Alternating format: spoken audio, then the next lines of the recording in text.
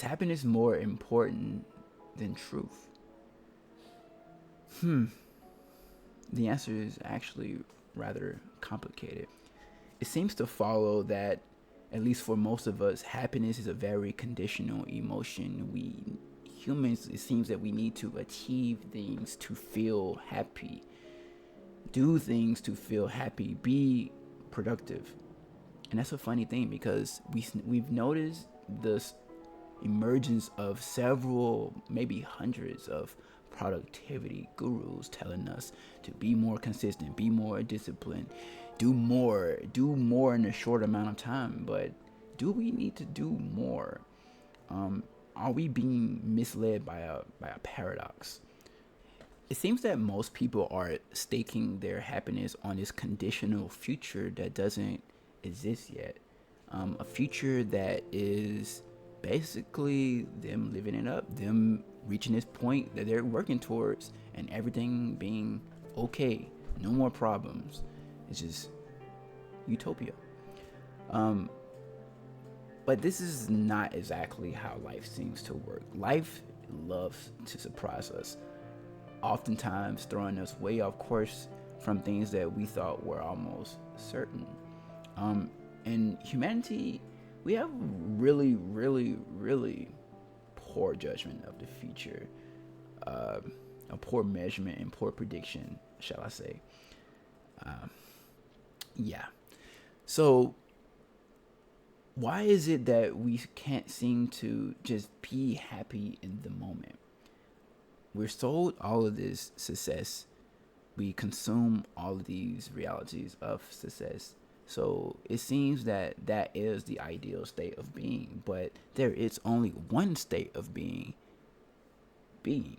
So once you retreat into the mind and the body, sort of take time to get away from the outside realities, you quickly realize that there's layers of stories between the natural and the human natural. What I mean by human natural is our ability to concoct stories of money, God, future, past. These are all stories that we made up to make the world, the reality, make sense. Humans are really curious creatures because these stories have allowed us to transcend any animal in the animal kingdom, bringing us into the realm of the gods, but not too far. Stories have allowed us to cooperate on massive levels, way more than any animal species we currently know or have observed. And these stories have allowed us to revolutionize technology, culture, and all sorts of other things that I can't really bring to mind right now. I'm really going off script. Well, I have no script. But there's something really interesting about this. It seems that we have forgotten how to be. And to no fault of our own, we're sort of, I don't want to say a battle because I don't want to put it in an evil light, but we're in a battle with technology, primitive technology, technology that relies on our impulse control to recommend things. I know you guys have noticed how you're fed information that makes you feel mostly bad, mostly nihilistic towards the world. And in these algorithmic bubbles, we're forgetting that humanity is majority good, and that things are improving over time, especially from 100 years ago, 200 years ago, a millennia ago. Things are steadily improving. Humans are becoming more comfortable and more healthy. But in this age, we're being exposed to technology at an ever increasingly rapid rate, and this is destroying our attention span. Because not only are we being fed information that doesn't matter, we're being fed information that destroys our self. When it comes to psychedelics or drugs of that nature, the goal is sort of to destroy the self and understand that you are part of the all. But these things are different. When it comes to social media, it's preventing us from even discovering the self. The self, which is the all being the universe. Um, and it seems that though it's more prominent in Western society, it's like the Western man seeks to disassemble the world and recreate it in his own image. He's battling the world. Versus in Eastern philosophy, you're taught at a young age that you are a part of the world. There is no battle. There is no enemy. Well, Western man is sure that there is an enemy out there, and it must submit to him. If it doesn't, bad.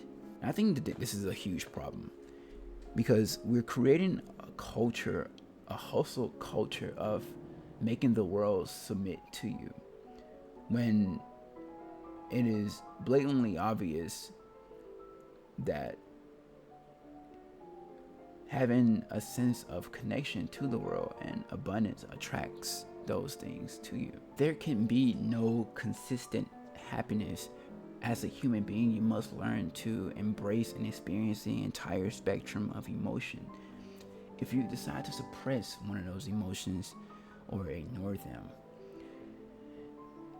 it only serves to be your undoing. Western man seeks the happiness as if it was a drug that he could continuously pop over and over again, constantly getting that same feeling of happiness. And that's where addiction is born. We're so used to comfort, and when it comes to at least content and food, that we're in a sense becoming lazy emotionally and physically. And you see it in the obesity rates, you see it in the depression rates. More is not better. And that's a big thing that men need to understand. Men, as in the human, we don't understand more is not better. So the question of is happiness greater than truth is quite trivial. By truth is the core reality. The core reality is this earth is peopling, and we're people, and we have to learn to cooperate at a deeper level in order to not go extinct. That is the core truth of everything. But it seems that the individual is only growing in ego, and the individual is no longer chosen, meaning that more and more people are lacking a self. More and more people are becoming parrots. What I mean by parrots is information repeaters. We're no longer living our own lives. Most of us worship the dollar, and we're trying to find a way to get it. And the dollar is becoming more and more prevalent in most issues, even at the bottom of the totem pole, which is rampant poverty, and at the top, which is rampant wealth. There's no discrepancy of happiness between the two. Simply because you make more money does not correlate to more happiness, nor does it correlate to higher intelligence. Just because you're poor doesn't correlate to less happiness or more or less intelligence. But this system is so powerful that it's beginning to become an absolute. People are dedicating their entire lives to the goal of money. And it makes sense, because if this is your God, wouldn't you dedicate your life to it? But I think it's time that we discovered a new system. And I think we're on the precipice of that with AI technologies. However, I just finished two books one by Hugo de Garis, The Art to Like War, and Crazy Smart by Mo Godot.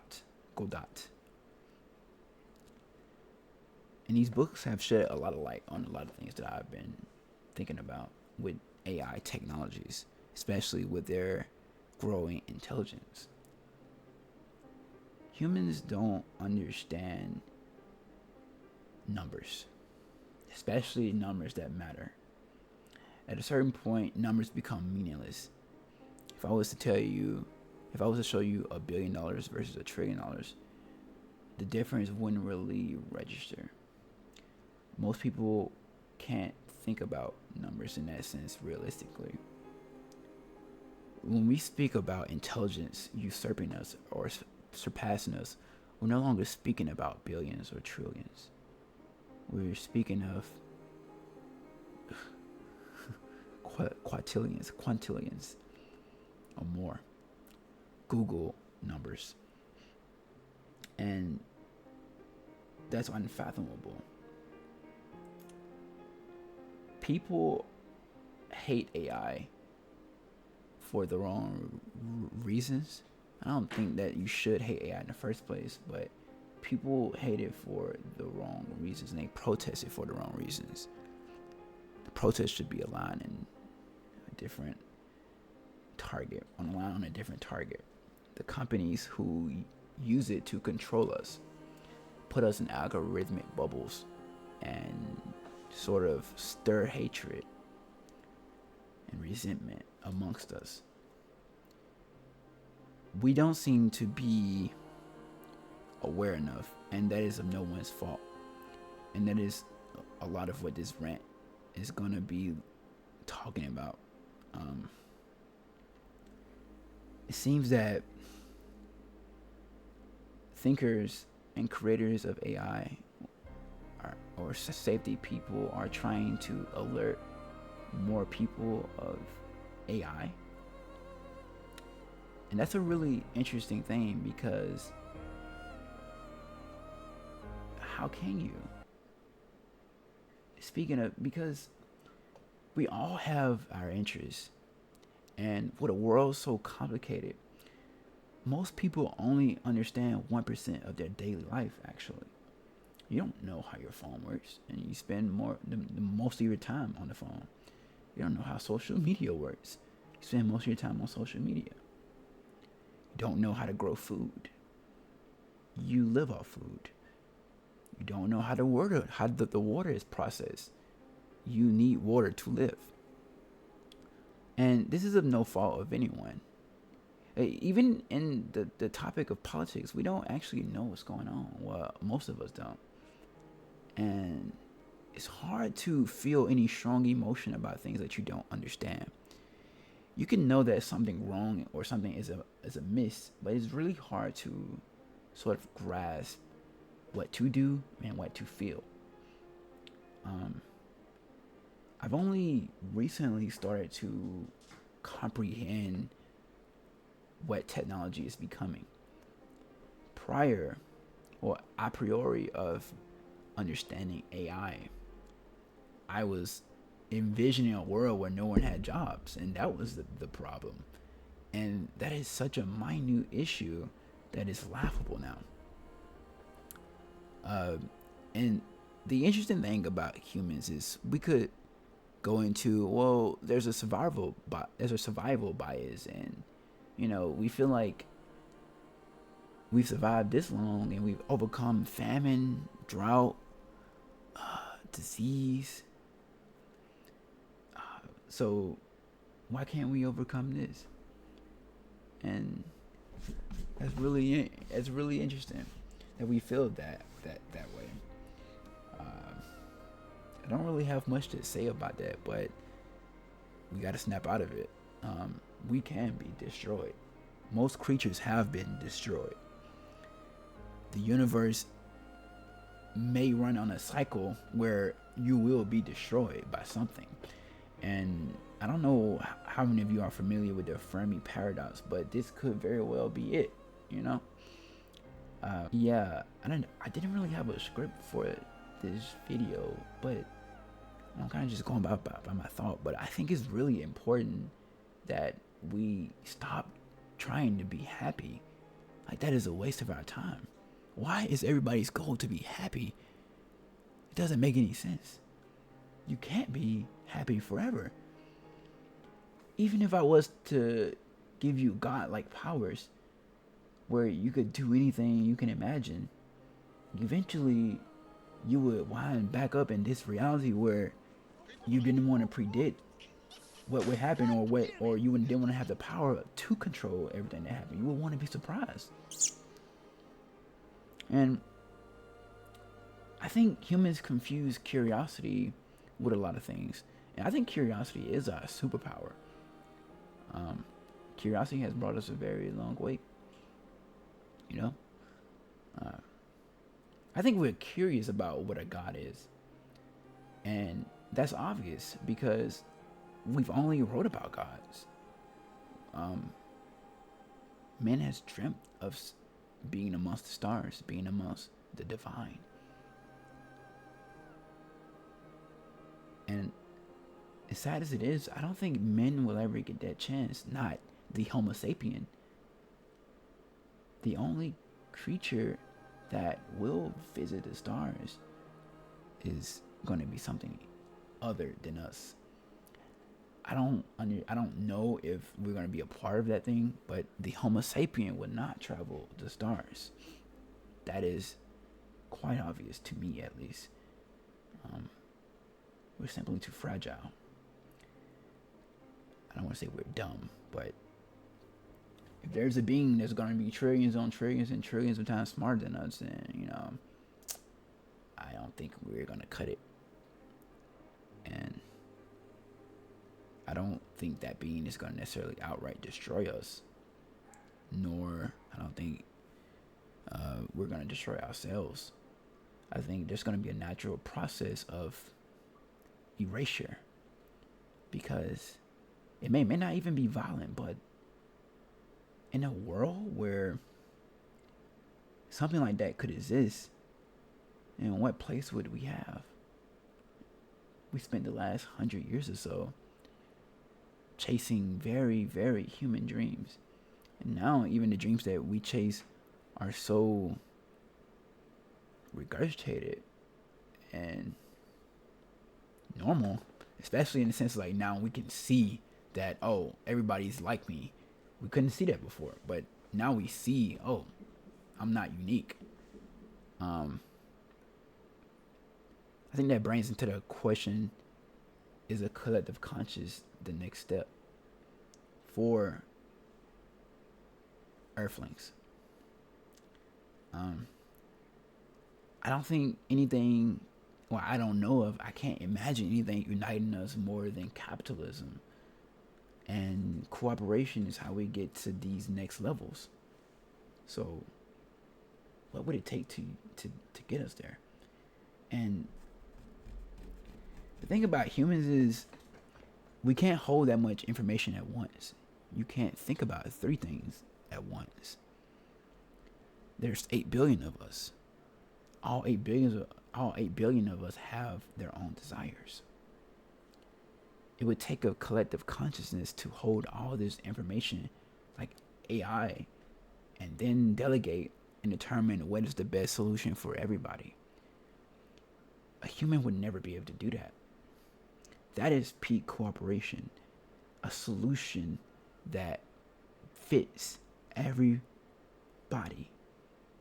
every culture, every religion, every belief, every country. And for something like that to exist, though, it will call into the obsolescence of man. Terence McKenna spoke of this. He predicted that we would live in dreamlike states, sort of like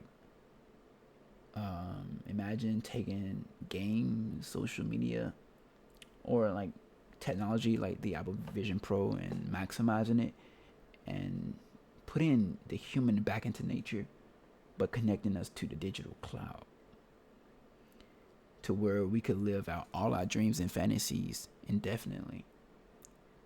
And I think we will always end up back wanting a life of like wonder. I think it will take a long time to get back to it, of course. Maybe hundreds of thousands of years of dreams. So maybe something like that. But otherwise, why would I dream of? Well, we've always dreamed of discovery. But if a creature exists that is doing all the discovery for us, then what's left for us? If money no longer serves a purpose, what's left for us? Only dreams and imagination. So the question is not, is happiness more important than truth? The question is, what is truth?